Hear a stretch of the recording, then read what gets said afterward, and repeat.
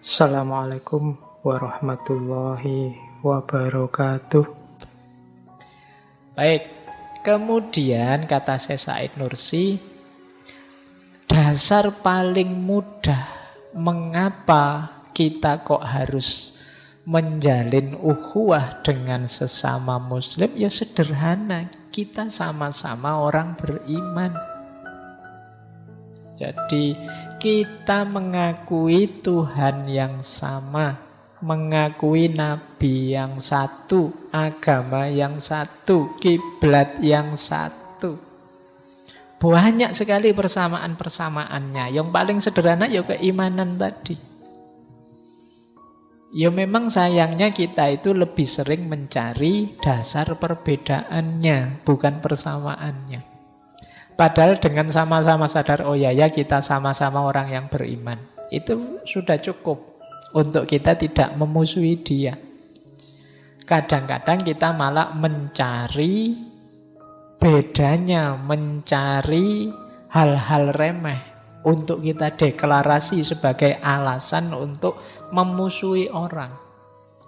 Belakangan banyak sekali kalau teman-teman jeli hal-hal kecil, hal-hal sepele, hal-hal remeh yang kita jadikan pijakan untuk memusuhi orang lain, mengalahkan hal-hal besar. Ini rugi besar. Selain zalim kita juga rugi besar. Kita banyak kehilangan teman, saudara, sahabat gara-gara itu tadi, kita membesar-besarkan hal-hal kecil untuk saudara kita. Kita sering mahal sekali kepada saudara kita. Berat sekali untuk memaklumi dan memaafkan saudara kita. Nah, ini yang memberatkan kita menjalin ukhuwah. Jadi, kita terlalu jual mahal pada saudara sendiri. Ini sering saya bilang ke teman-teman, hati-hati loh. Kalau nanti Allah tidak berkenan, Allah balik jual mahal padamu, berat hidupmu. Jadi kalau kamu jual mahal terus, susah sekali terbuka hatinya, susah sekali memaafkan, susah sekali memaklumi sedikit kecil-kecil kesalahan saudara-saudaramu. Kalau Allah balik jual mahal padamu, hidupmu akan berat. Kalau Allah juga, kalau gitu kamu yang kecil-kecil juga tak hitung ya. Bersitan-bersitan hatimu yang negatif tak hitung ya. Kalau Allah sedetail itu, kita sudah kiamat sejak lama hidup kita. Untungnya Allah itu penyayang. Jadi yuk kita tiru takholak bi ahlakillah. Jadi kita tiru tuntunannya Allah untuk menyayangi yang lain. Tidak terlalu jual mahal menyusahkan yang lain. Kamu harus minta maaf padaku loh ya. Minta maafnya dengan cara begini ya. Kalau begini saya belum mau. Kalau tidak begitu loh, itu namanya jual mahal. Menyusahkan saudaramu. Saya maafkan sih, saya maafkan. Tapi syaratnya 1, ini 2, ini namanya belum dimaafkan. Kalau dimaafkan ya sudah. Tapi kalau masih ada harus ini, harus itu, sebenarnya belum memaafkan, sedang ingin balas dendam. Nah ini, yuk latihan yang longgar hatinya.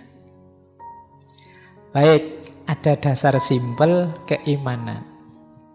Yang kedua, kata Syekh Said Nursi, ukhuwah itu selain dasarnya keimanan, akan melahirkan namanya sahs maknawi. Sahs itu diri, maknawi itu yang maknawi itu ndak kelihatan fisiknya, tapi ada.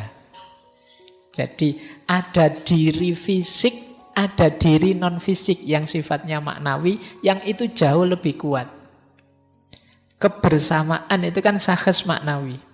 Misalnya gini loh, sahas maknawi itu, kita yang ngaji malam hari ini diikat oleh tujuan yang sama, keinginan yang sama, kepentingan yang sama. Hakikatnya ini banyak sekali. Jadi secara fisik ini jumlahnya banyak, tapi secara maknawi ini satu. Semuanya adalah orang-orang yang ingin belajar filsafat misalnya. Ini namanya sakhs maknawi. Jadi ada diri maknawi hasil kebersamaan kita.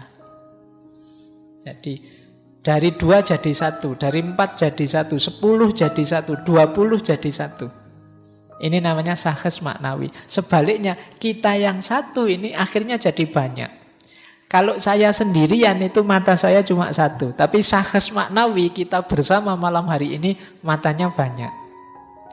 Mungkin di belakang ada apa saya tidak lihat, teman-teman lihat. Pak, awas loh Pak, ada apalah, mungkin binatang terbang apa loh. Saya tidak lihat, tapi seolah-olah saya punya mata banyak. Belakang saya saja lihat. Dari mana? Kalian jadi mataku yang kesekian. Gitu loh. Tenaga misalnya. Teman-teman ngaji malam hari ini, ada yang bikin teh, ada yang bikin kopi, ada yang noto sandal, ada yang... Ini kan kenapa? Kita jumlah banyak, coba kita bikin teh sendiri. Masing-masing yang kesini ngudek lagi, bikin apa lagi, nanti sandalnya diurusi sendiri-sendiri. Ada yang disembunyikan di sana, macam-macam ruwet itu lama dan rumit. Coba ada sakhs maknawi kebersamaan kita yang membuat tenaga kita jadi banyak, mata kita jadi banyak, tangannya jadi banyak, kakinya jadi banyak. Luar biasa, kita bisa mewujudkan cita-cita keinginan kita bareng-bareng. Bayangkan kalau saya nyiapkan ngaji ini, saya harus ngangkat metode, ngambil laptop sendiri, nanti bawa termos sendiri ke sini untuk minum, terus itu kan ruwet. Tapi semuanya jadi ringan, saya ke sini tinggal duduk, minum, santai, ngoceh, selesai. Nah, kenapa? Ada banyak telinga, banyak mata, banyak tangan, banyak pikiran yang membantu. Itulah sakhs maknawi. Jadi kebersamaan kita melahirkan sosok baru yang tentunya jauh lebih superpower daripada kalau kita sendirian.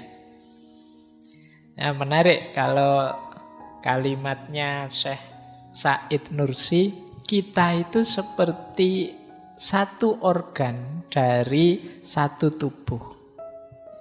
Kita seperti gerigi dari roda pabrik yang sedang merancang kehidupan abadi di akhirat. Kita kalau bisa seperti 2 tangan yang tidak pernah bersaing, tidak pula saling dengki atau membanggakan masing-masing. Ini kan sering diceritakan ya bagaimana tangan kita itu kompak. Kalau saya pakai arloji tangan kiri, itu yang kanan tidak protes. Coba tangan kanan protes itu, yo kok yo kiri padahal harusnya kan kanan. Nanti yang kiri, yo sekali-sekali saya dikasih yang bagus-bagus lah, masa dibuat yang belakang-belakang terus misalnya. Yo dikasih arloji sekali-sekali ndak apa-apa lah misalnya. Loh itu teman yang sana pakai kanan kok ini. Tapi ndak, dia ikut saja. Itu kayak tangan kanan dan tangan kiri. Jadi orang yang saling dengki itu seperti tangan kanan dan tangan kiri yang ndak sinkron, ndak kompak. Oh itu berat kalian hidupmu. Nah, kedua mata juga tidak saling menyalahkan. Lisan tidak pernah protes pada telinga. Kalbu juga tidak protes pada batinnya sendiri. Saling melengkapi, saling menutupi. Mulut kita kompak dengan hati kita, dengan diri kita. Sebenarnya tadi pikiranku jorok loh ya. Tapi jangan cerita-cerita ya. Itu kan mulut kita manut. Ya wis, tenang saja aku tidak cerita. Coba mulut kita tidak kompak, terus begitu keluar ngomongnya, wah tadi pikirannya gambarnya saru-saru loh. Wah itu celaka kita. Jadi dia kompak, ikut apa yang ada dalam diri kita, batin kita. Loh harusnya begitu. Sakhs maknawi itu bareng-bareng kita mencapai tujuan.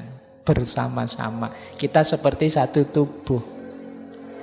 Jadi, baik, lanjut.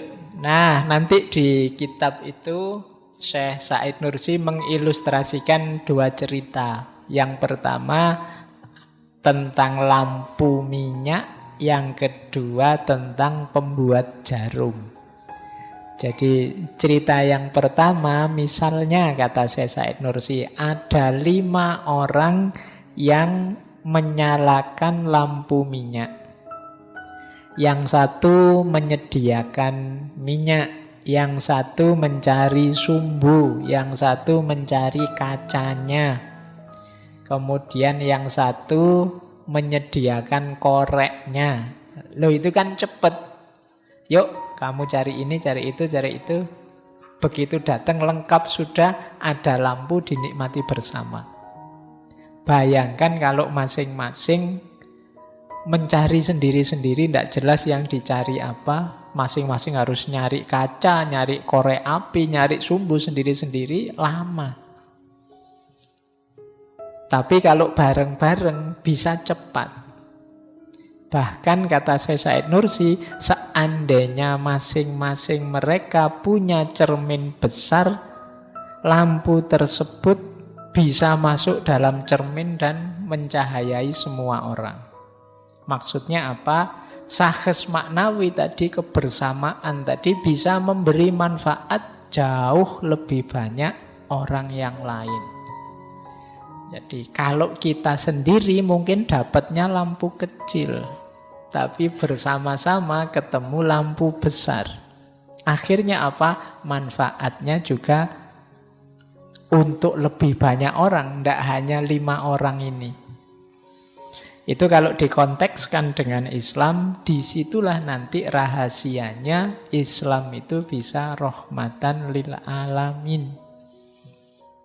Tidak mungkin lahir rahmatan lil alamin itu tanpa ukhuwah, kekompakan kita bareng-bareng.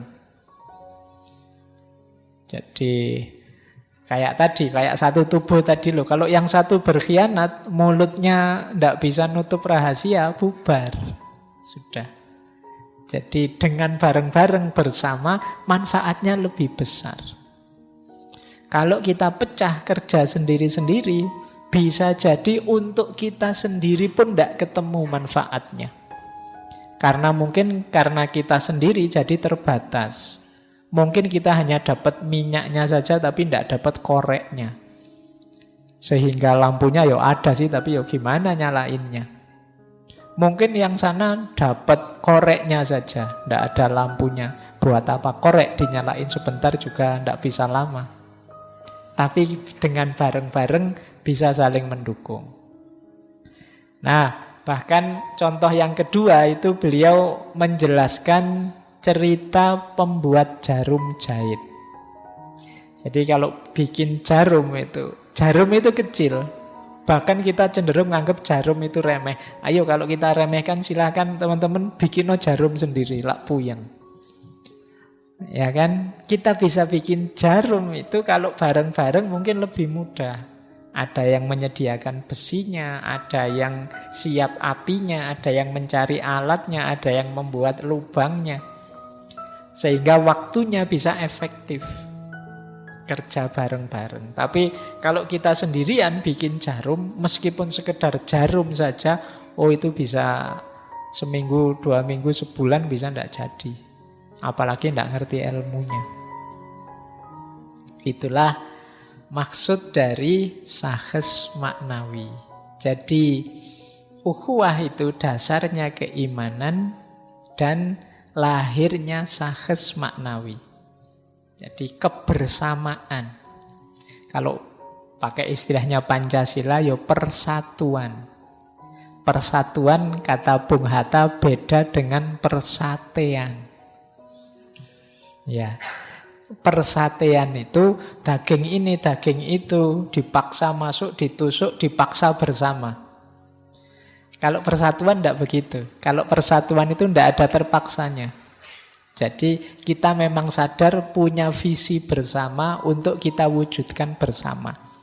Jadi yang lahir kerjasama.